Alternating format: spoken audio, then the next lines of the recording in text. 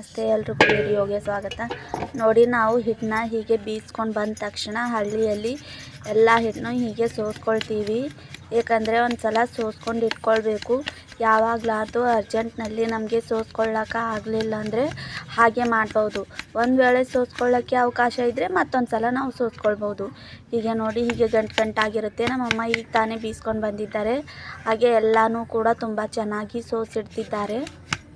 ಹೀಗೆ ಸೋಸ್ಕೊಂಡು ಇಟ್ಟಿದ ತಕ್ಷಣ ಯಾವಾಗ ಬೇಕಾದರೂ ಬೇಗನೆ ಜಲ್ದಿನೇ ನಾವು ಏನಾದರೂ ಮಾಡ್ಕೊಳ್ಬೋದು. ಇದು ಅಕ್ಕಿ ರವೆ ಇದೆ. ನಾನು ಯಾವಾಗಲೂ ಹೇಳ್ತಿದ್ನಲ್ಲ, ಅಕ್ಕಿ ರವೆನ ಈ ರೀತಿ ಚಿಕ್ಕದಾಗಿ ಬೀಸ್ಕೊಂಡು ಬರಬೇಕು. ಬಂದ ತಕ್ಷಣ ಕೆಳಗಿರೋ ಹಿಟ್ಟನ್ನು ಸೋಸ್ಕೊಂಡು ಬಿಡಬೇಕು. ನಂತರ ಮೇಲೆ ಇರುತ್ತಲ್ಲ ಆ ರವೆ, ಇಲ್ಲಿ ನೋಡಿ, ಇಲ್ಲಿ ಕೂಡ ಇದೆ ಒಂದು ಬುಟ್ಟಿ, ಇಲ್ಲಿ ಕೂಡ ಇದೆ, ಇಲ್ಲಿ ಕೂಡ ಇದೆ.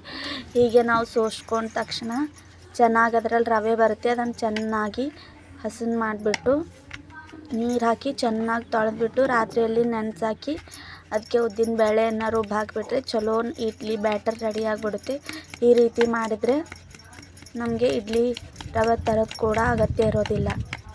ಈ ರೀತಿ ನೀವು ಕೂಡ ಚೆನ್ನಾಗಿ ಸೋಸ್ಕೊಳ್ಳಿ. ಓಕೆ, ಬಾಯ್.